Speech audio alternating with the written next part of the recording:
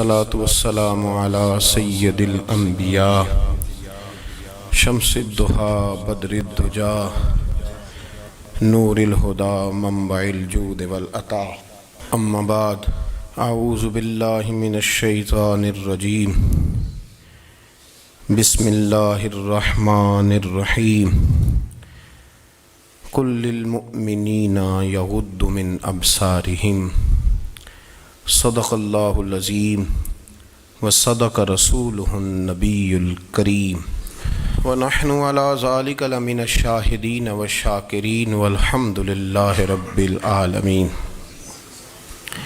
ان اللہ وملائکتہ یصلون علی النبی یا ایہا الذین آمنوا صلوا علیہ وسلموا تسلیما الصلاة والسلام علیک یا سیدی یا رسول اللہ وعلی آلک واصحابک یا سیدی یا حبیب اللہ۔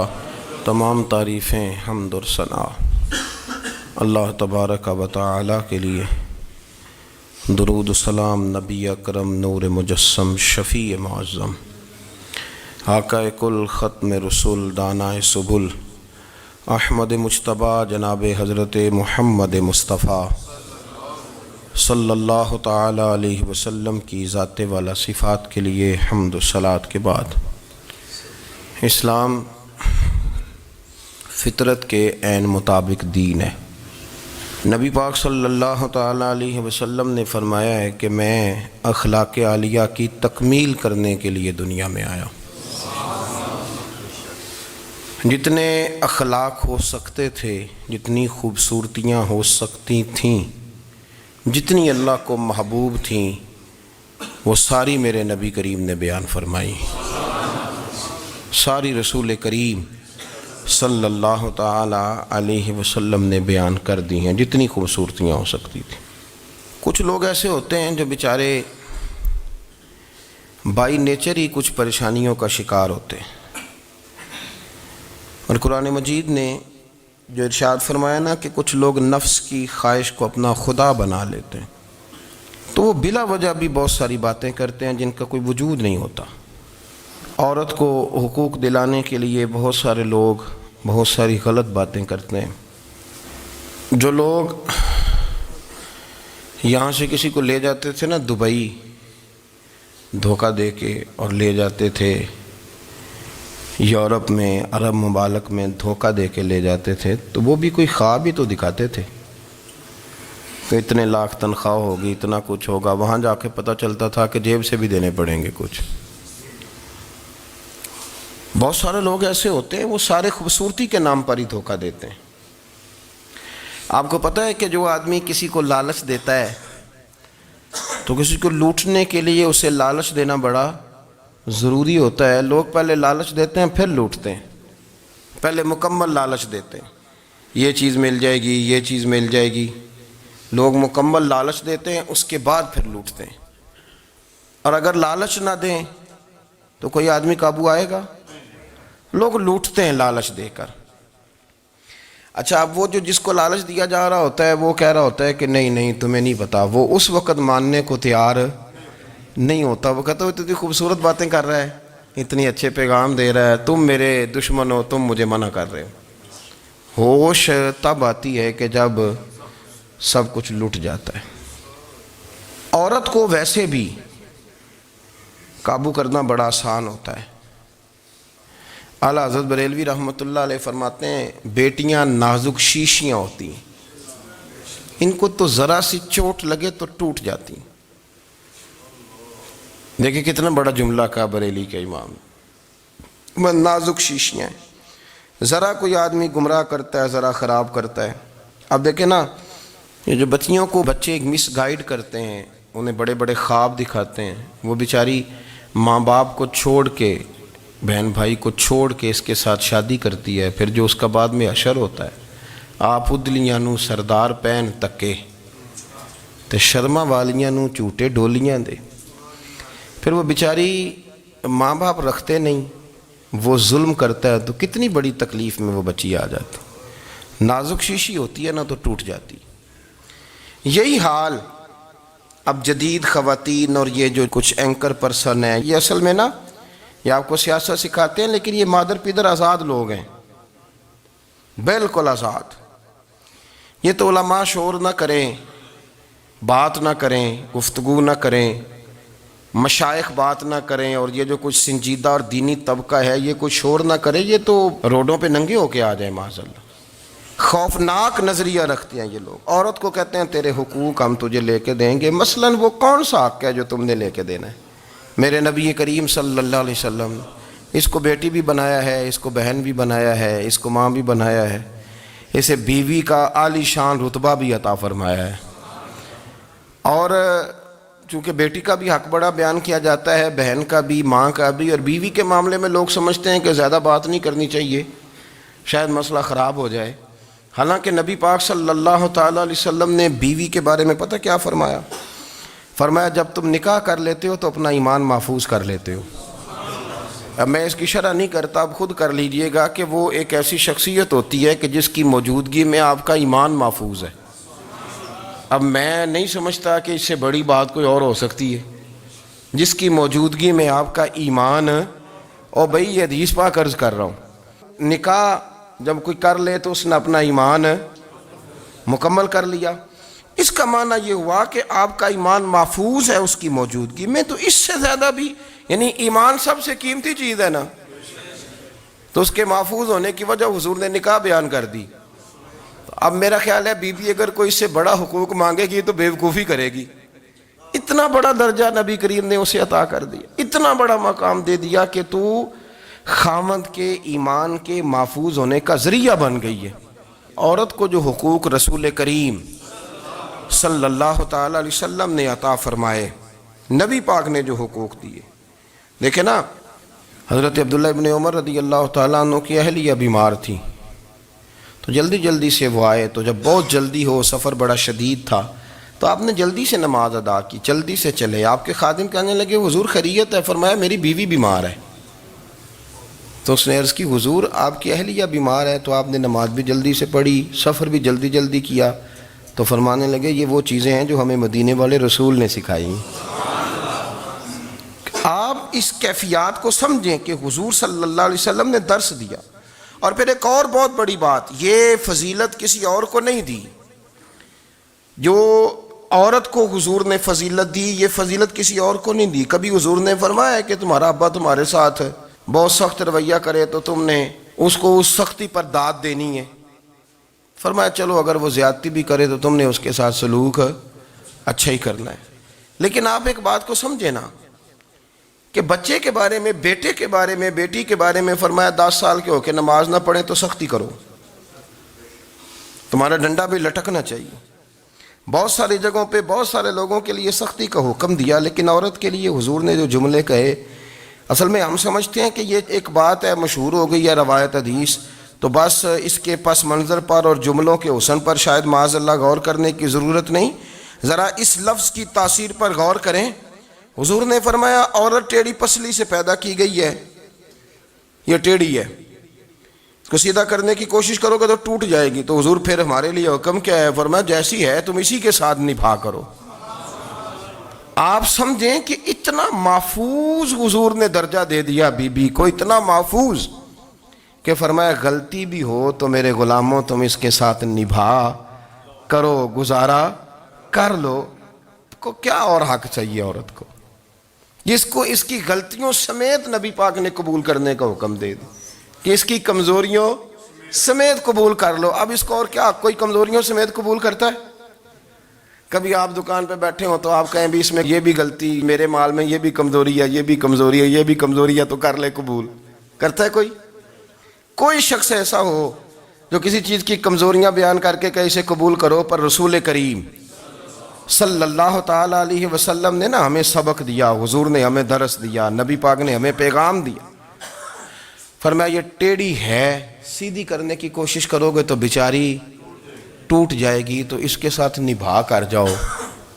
آپ میری بات کو سمجھیے گا۔ چلیں میں اس پر ایک اور بخاری مسلم کی حدیث پڑھتا ہوں۔ حضرت سلمان فارسی رضی اللہ تعالیٰ عنہ اور حضرت ابو درداء کے درمیان بھائی چارہ تھا۔ مکے سے مدینے جب لوگ آئے تو حضور نے بھائی بھائی بنایا تھا۔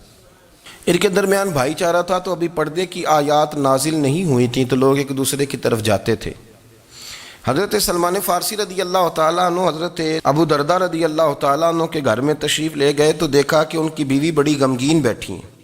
تو ہم نے فرمایا بہن کیا ہوا؟ تو کہنے لگی تمہارے بھائی کو دلچسپی کوئی نہیں رہی، ہر روز روزہ رکھ لیتا ہے اور ساری رات نفل پڑھتا ہے۔ حضرت سلمان فارسی کہنے لگے ٹھیک ہے، کر لیتے ہیں بندوبست۔ نماز دین ہے کہ نہیں؟ دین ہے نا یہ چیزیں۔ لیکن حضرت سلمان فارسی جناب ابو درداء سے کہنے لگے آج میں نے تیرے گھر میں رہنا رات کو، کیونکہ وہ تو ساری رات نماز پڑھتے تھے، نفل پڑھتے تھے۔ انہوں نے کہا ٹھیک ہے، ایک بستر لا کے بچھا دیا حضرت سلمان فارسی کے لیے۔ سلمان فارسی فرمانے لگے دوسرا بھی لا۔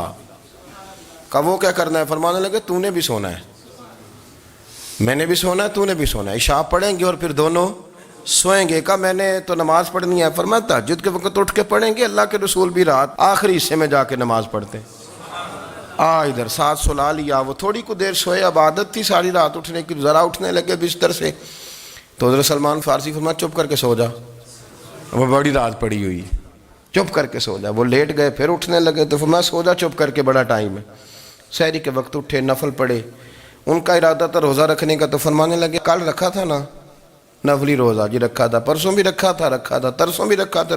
فرمایا آج نہیں رکھنا، آج میں تیرا مہمان ہوں، سارا دن کٹھے مل کے روٹیاں کھائیں گے، آج نہیں روزہ رکھنا۔ سلا دیا۔ اب حضرت ابو درداء رضی اللہ تعالیٰ عنہ کہہ تو کچھ نہ سکے، پر کہنے لگے سلمان تم پتہ تم کیا کر رہے ہو؟ نہ تم نے مجھے رات اٹھ کے زیادہ نفل پڑھنے دیے، سویرے روزہ نہیں رکھنے دیا۔ تو حضرت سلمان فارسی کہنے لگے کوئی لمبی بات تو نہیں نا؟ چلتے ہیں نا ابھی فجر میں مسجد نبی میں، تو نبی پاک کو بتاتے ہیں سرکار دو عالم علیہ السلام کی خدمت میں تو اپنی بات کرنا، میں اپنی کروں گا، حضور نتیجے کا اعلان فرما دیں گے، بات طے ہو جائے گی۔ حاضر خدمت ہوئے، عرض کی یا رسول اللہ صلی اللہ تعالیٰ علیہ وسلم یہ ساری رات نفل پڑھتے ہیں، ہر روز روزہ رکھتے ہیں، ان کی اہلیہ غمگین بیٹھی ہیں، حکم فرمائیں۔ تو نبی پاک صلی اللہ علیہ وسلم نے فرمایا پھر ہوا کیا؟ یا رسول اللہ میں نے رات سلایا ہے، سحری میں اٹھایا ہے، سویرے روزہ نہیں رکھنے دیا۔ نبی پاک نے فرمایا سلمان فارسی نے ٹھیک کیا، سلمان فارسی نے ٹھیک کیا۔ پھر حضور نے فرمایا، نبی کریم نے فرمایا ابو درداء تیرے اوپر اگر اللہ کا حق ہے، اس کے رسول کا حق ہے، دین کا حق ہے، تو فرمایا تیری آنکھ کا بھی تیرے اوپر حق ہے، تیرے وجود کا بھی تیرے اوپر حق ہے۔ یہ حضور نے فرمایا تیرے بچوں کا بھی تیرے اوپر حق ہے، تیری بیوی کا بھی تیرے اوپر حق۔ اس حق کو بھی سمجھے، حقوق اللہ بھی ہیں، پر تیری آنکھ کا بھی تیرے اوپر کیا مانا کہ تیری آنکھ سونا چاہتی ہے تو اسے سلا بھی، تیرے وجود کا بھی تیرے اوپر حق، تو تیرا وجود آرام کرنا چاہتا ہے تو اسے آرام بھی کرا۔ اور پھر وہاں نبی پاک صلی اللہ علیہ وسلم نے فرمایا میں تم سب، سننا یہ لفظ حدیث کے، حضور نے اسی موقع پر فرمایا میں تم سب سے زیادہ اپنے رب کو جانتا ہوں اور میں تم سب سے بڑھ کر اپنے رب سے ڈرتا ہوں۔ حضور فرمانے لگے میں روزہ بھی رکھتا ہوں، افطار بھی کرتا ہوں، یعنی کبھی رکھتا ہوں اور کبھی نہیں رکھتا۔ فرمایا میں نفل بھی پڑھتا ہوں اور اپنی بیویوں کو وقت بھی دیتا ہوں۔ سرکار مسجد میں بھی آتے تھے، نواسوں کے ساتھ کھیلا بھی کرتے تھے، ان کے ساتھ پیار بھی کرتے تھے۔ تو اتنے بڑے حقوق حضور نے بیان فرمائے عورتوں کے کہ تمہاری بیوی کا بھی تمہارے اوپر۔ لو ایک حدیث بخاری کی اور یہاں بیان کر دیتا ہوں۔ ایک شخص نے آ کے عرض کی یا رسول اللہ صلی اللہ تعالیٰ علیہ وسلم جہاد کے لیے تیاری ہو گئی ہے، صفیں بن رہی ہیں، مجاہدین کی تیاری ہے، تو میرا بھی نام لکھ دیا گیا ہے مجاہدوں کی لسٹ میں، لیکن یا رسول اللہ صلی اللہ تعالیٰ علیہ وسلم میری بیوی نے حج کی تیاری کر لی ہے اور میرے دوستوں نے، صحابہ نے میرا نام مجاہدین کی لسٹ میں لکھ دیا، تو میرے لیے کیا حکم ہے؟ یہ بخاری مسلم ہے۔ تو نبی پاک صلی اللہ تعالیٰ علیہ وسلم نے فرمایا جہاد پہ کوئی اور چلا جائے گا تو بیوی کے ساتھ حج کرنے جا، اسے محرم کی ضرورت ہے، وہ تیرے بغیر کیسے جائے گی؟ مجاہدین کو تو اور مجاہد مل جائے گا، پر تو اپنی بیوی کے ساتھ جانا۔ نبی پاک صلی اللہ علیہ وسلم نے مرد کو محافظ بنایا ہے، عورت کو مرد کا قیدی نہیں بنایا، بلکہ عورت کو حفاظت عطا کی اور مرد کو اس کا محافظ بنایا۔ اب بچیاں آزاد ہونا چاہتی ہیں، اور آزادی بھی وہ والی کہ جو بنیادی طور پر آزادی نہیں، فحاشی ہے۔ میں نے بہت پہلے کہا ہے کہ اسلام بیٹیوں کو قیمتی سمجھتا ہے۔ جس بندے کے پاس 20 تولے سونا ہو وہ چوک میں لے کے نہیں آتا، وہ قیمتی چیز ہے، اس نے چھپا کے رکھی ہوتی ہے۔ تو جو نبی پاک صلی اللہ علیہ وسلم کا کلمہ پڑھنے والے بیویاں، اسلام انہیں قیمتی سمجھتا ہے، कहता है कि तुम कीमती हो लिहाजा घर के अंदर रहो, तुम बाहर ना हो। लेकिन औरतें हैं कि उनको बिला वजह लोग ख़राब कर देते हैं और बिला वजह वो इस मुगालते का शिकार हो जाती हैं। अब आगे बढ़ते हैं। कुरान मजीद ने सूरह नूर की आयत नंबर 30 में कहा कि कुल लिल मुमिनीन यगुद्दु मिन अबसारिहिम, फरमाया कि ए महबूब अलैहिस्सलाम मोमिन मर्दों से कह दो कि अपनी नज़रें झुका के रखें, अपनी नज़रें। और अगली आयत में फरमाया वकुल लिल मुमिनाती यगदुदन मिन अबसारिहिन्न, फरमाया कि ए महबूब मोमिन औरतों से भी कह दो कि अपनी नज़रें झुका। मर्द भी अपनी नज़र झुका के रखेगा औरत की तरफ, लेकिन ये सारी पाबंदी सिर्फ मर्द पर नहीं, औरत भी गैर महरम का चेहरा नहीं देखेगी, उस पर भी उसी तरह नज़र झुकाने का हुक्म है जिस तरह के वो हर दुकानदार को भाईजान कह के गुफ्तगू करने की उसको भी इजाज़त नहीं है कि वो भी वो समझे कि पाबंदी तो मर्द ने करनी थी, मैंने थोड़ी करनी थी। वो जिसके पास जाए, जहाँ भी जाए, डॉक्टर के पास जाए, बाहर जाए, तो वो जिस तरह मर्जी उसका दिल चाहे वो बातचीत करे, इसकी औरत को भी इजाज़त इस्लाम नहीं देता। बुनियादी तौर पे इस्लाम शर्म व हया का दीन है, हया की बात करता है। हया की जब हम तारीफ़ करते हैं तो हया की तारीफ़ ये है कि कोई कभी चीज़ देख के ना तो आपकी तबीयत में कराहत महसूस हो, आप कोई गलत जुमला मुंह से निकालते हुए ज़रा झिझकें, आप कोई गलत बात करते हुए थोड़ा बोझ महसूस करें। हमारे यहाँ तेज़ी से फ़रोग पाया है बेहयाई ने। संगियों की महफ़िलें, यारों की महफ़िलें, उसमें गलीज़ गुफ्तगू होती है, इल्ला माशा। जिन दोस्तों को बड़ी पाक साफ गुफ्तगू करनी चाहिए। दोस्ती का रिश्ता बड़ा मुकद्दस रिश्ता है, जो यहाँ एक दूसरे से प्यार करेंगे जन्नत में भी इकट्ठे दाखिल किए जाएंगे। शर्त यह है कि प्यार अल्लाह रसूल की रज़ा के लिए हो, लेकिन उसके अंदर अगर आपकी गुफ्तगू कच्ची हो, कमज़ोर हो, फाशी वाली हो, उरियानी वाली हो, वो हमारे यहाँ तो अब इसको लोग फैशन समझते हैं, इसको मर्दानगी की अलामत समझते हैं कि वो जी सारी बातें जी वहाँ हो गई और जिसका जो जी चाहा उसने कहा। आप जब हया के दायरे में होते हैं तो आप खुद भी सुकून महसूस करते हैं। देखें ना, आपको नींद सुकून से कहाँ आती है? जहाँ कमरा बंद हो, चारों जानिब दीवार है, ऊपर छत है, खाली दरवाज़ा भी खुला हुआ हो ना, तो जब बंदा सुकून लेना चाहता है तो कहता है यार ज़रा दरवाज़ा ज़रा बंद कर दो। वो अच्छी तरह अपने आप को छुपा लेता है ना हया के पर्दे में, तो अल्लाह उसे सुकून अता करता है।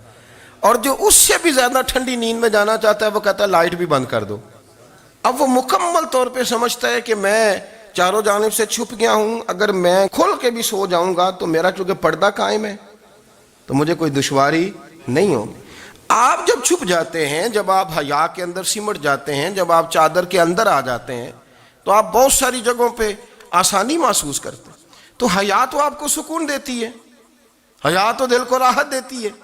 मैं बड़ी जिम्मेदारी से बात अर्ज करता हूँ, कुरान मजीद ने ना एक मकाम पे मजाक को, एक मजा होता है खुशतबी, वो नहीं मजाक, मजाक उड़ाना, कुरान पाक ने ना मजाक को एक जगह पे जाहिलों का तरीका भी करार दिया है। बनी इसराइल के लोगों से हज़रत मूसा ने कहा कि गाय ज़िबा करो और एक टुकड़ा मकतूल को मारो, जिंदा हो के खुद बता देगा मुझे किस बंदे ने कत्ल किया। तो कहने लगे आप हमारे साथ मजाक कर रहे हैं।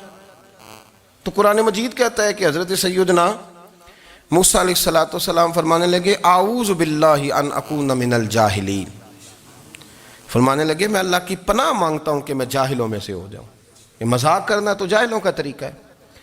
अगर आपकी ज़ुबान से बेहयाई का जुमला निकल गया, अगर आपकी ज़ुबान से बेहयाई का जुमला निकल गया, आपने कह दिया कि हम आज़ाद लोग हैं, जो मर्जी करेंगे, जो मर्जी कहेंगे, जो हमारा दिल में आएगा करेंगे, तो फिर तो लोग आपका वो अशर करेंगे कि आपसे बर्दाश्त ही नहीं होगा। जिसका लोग मजाक बना लेते हैं और जो मजाक बन जाता है फिर उसे कुछ जीने देता है। आप हया की चादर में छुपेंगे तो बचेंगे। अगर आपने अपना मजाक बनवा लिया ये कह के कि मैंने मर्जी करनी है, फिर याद रखना छुपने को जगह नहीं मिलेगी, फिर तकलीफ में आ जाएंगे, फिर बहुत बड़ी अजियत का शिकार हो जाए। शर्म व हया, अरब के अंदर जो कवारी लड़कियां थी उनमें बड़ी हया होती थी। अल्हम्दुलिल्लाह मैं बड़े फ़ख्र से कहता हूँ कि मेरे पंजाब की, मेरे पाकिस्तान की बेटियां भी 20 दफ़ा उनका अब्बा कहे तेरी शादी करनी है तो वो आँख नहीं उठा पाती आज भी। یہ تو وہ چند لوگ ہیں جو کہتے ہیں ہم ہائی کلاس ہو گئے, ہمیں نہیں پتا کہ وہ روشن خیال ہو گئے ہیں کہ روغن خیال ہو گئے, پتہ نہیں کدھر چلے گئے. ورنہ ہماری بیٹیاں آج بھی جب ان سے ان کا باپ ان کی ماں بات کرتی ہے تیری شادی کی, تو وہ تو شرم کے ساتھ پچھلے سے پچھلے کمرے میں چھپتی ہیں. یہ اللہ نے فضل کیا ہوا ہے اس ملت پر. تو عرب کی لڑکی بڑی حیا والی ہوتی تھی, اس سے کوئی بات کرنی پڑتی تھی تو 20 دفعہ بات کی جاتی, پھر بھی وہ عورت چھپتی پھرتی تھی. حضرت عائشہ صدیقہ رضی اللہ تعالیٰ عنہ فرمانے لگیں میرے نبی پاک صلی اللہ علیہ وسلم عرب کی کنواری لڑکیوں سے بھی زیادہ حیا کرنے والے. قاضی اعجاز مالکی نے, شیخ عبدالحق محدث دہلوی نے, دیگر بزرگ جو سیرت نگار گزرے انہوں نے لکھا ہے کہ نبی پاک صلی اللہ علیہ وسلم کے اندر 100 مردوں سے زیادہ طاقت تھی. 100 مردوں سے زیادہ طاقت. اب جو بات کہنے لگا ہوں, جو نتیجہ دینے لگا ہوں, اس پر خاص توجہ آپ فرمائیں گے. ذرا فکری طور پر, نظریاتی طور پر ایک چیز کو سمجھیے. ہم سمجھتے ہیں کہ جوان لڑکا ہے جی جو مرضی کرے, عمر ہے جی. آپ ذرا بات پر غور کیجئے گا کہ حضور صلی اللہ علیہ وسلم میں طاقت 100 مردوں سے زیادہ ہے اور حیا کنواری لڑکیوں سے بھی زیادہ ہے. ذرا اس بات کا تقابلی جائزہ کیجئے گا کہ طاقت 100 مرد سے زیادہ ہے لیکن حیا کنواری لڑکی سے بھی زیادہ ہے. اس کا معنی یہ ہوا کہ جس ٹہنی کو پھل زیادہ لگ جاتے ہیں وہ جھکا کرتی. تو حیا تو حسن ہے, حیا تو آپ کو پاک صاف کرے گا, حیا تو آپ کو نرالا کرے گا, انوکھا کرے گا. وہ ہمارے ایک دانشور ہے, تو مضمون لکھا, کئی باتیں بڑی پسند آتی ہیں. وہ کہتے ہیں کہ میری اہلیہ, ان کو بھی کسی نے مس گائیڈ کر دیا تھا, حالانکہ اچھی خاتون ہے, کسی نے مس گائیڈ کر دیا. تو وہ بھی سماجی اور ویلفیئر اور یہ خواتین کو شوق ہوتا نا بننے کا, تو وہ بھی سماج کے اندر اچھا مقام تلاش کرنے کے موڈ میں آ گئی. تو کہیں ایک دن جانا تھا تو بڑی بن سنور کے میرے ساتھ وہ گاڑی میں بیٹھ گئی. تو میں گاڑی میں, عورتوں کو یہ بھی مسئلہ ہوتا ہے نا کہ ہماری تعریف کرو, تو کئی دفعہ بعد مردوں بیچاروں کو جھوٹ بولنا پڑتا ہے, تو زبردستی کراتی ہیں نا جی. تو اس میں گنجائش بھی دی ہے شریعت نے گنجائش دی ہے کہ کبھی بیوی کو راضی کرنے کے لیے خلاف واقعہ بات کرنی پڑے تو کر لینی چاہیے. تو وہ کراتی بھی ہیں. 3 موقع پر خلاف واقعہ بات کرنے کی اجازت ہے. واقعہ کے خلاف بھی آپ بات کر سکتے ہیں. جنگ کے موقع پر 2 لوگوں کو صلح کرانے کے لیے اور بیوی کو راضی کرنے کے لیے کر لیں کوئی ایسی بات, بے شک اپنی طبیعت پہ جبر کر کے کر لیں, گنجائش ہے, اجازت ہے. تو وہ کہتے ہیں جب وہ گاڑی میں میرے ساتھ بیٹھی بن سنور کے, تو وہ تقاضا کرنے لگی کہ میں نے بڑے اچھے کپڑے پہنے ہیں پر آپ نے توجہ نہیں کرائی. تو سیانا بندہ تھا, وہ چاہ رہا تھا کہ میری خاتون سمجھ جائے. وہ کہتے ہیں مجھے پتا تھا کہ بیچاری مس گائیڈ ہو گئی ہے, دل کی بڑی اچھی ہے, سیانی ہے, لیکن اس کو کچھ خواتین نے, کچھ لوگوں نے مل کے اس کو ذہن غلط کر دیا ہے کہ سماج میں نکلو, باہر جاؤ, کام کرو, فلاں کرو, اپنی مرضی سے جیو. تو میرے ساتھ گاڑی میں بیٹھی کہیں جانے کے لیے, تو مجھ سے کہنے لگی کہ آپ نے میری طرف توجہ ہی نہیں کی, آپ نے کوئی ذکر ہی نہیں کیا کہ میں کیسی لگ رہی ہوں. تو وہ کہتے ہیں میں نے اسے کہا کہ اگر تو ناراض نہ ہو تو پھر میں صحیح والی تعریف کر دوں. تو اس نے کہا کہ آپ کر دیں. تو کہتے ہیں میں نے درد سے اور خلوص سے اپنی بیوی سے کہا, خلوص کے ساتھ. میں نے کہا میں تو روز گھر ہوتا ہوں, روز شام کو گھر ہوتا ہوں, اگر تو میرے لیے تیار ہوتی تو میں تیری تعریف کرتا, لیکن آج تو باہر جانے کے لیے تیار ہوئی, تو پھر ان سے تعریف کی امید رکھ جن کے لیے تو نے تیاری کی ہے. میرے لیے تیاری کرتی تو میں تو ہر شام تیرے پاس ہوتا ہوں. کہتے ہو میرے لفظوں میں درد تھا تو وہ بھی رو پڑی. اور کہنے لگی آپ گاڑی روک دیں, مجھے باہر جا کے کسی کو راضی نہیں کرنا, میں نے اسے راضی کرنا ہے جس کو رب کریم نے میرا شوہر بنایا اور میرے لیے منتخب کیا ہے میرے ماں باپ کو. میں واپس لوٹتی ہوں. یہ ایک پہلو ہے سلگتا ہوا, اس کو سمجھا جائے. رسول کریم صلی اللہ علیہ وسلم عرب کی کنواری لڑکیوں سے زیادہ حیا والے تھے, کنواری لڑکیوں سے زیادہ حضور حیا فرمایا کرتے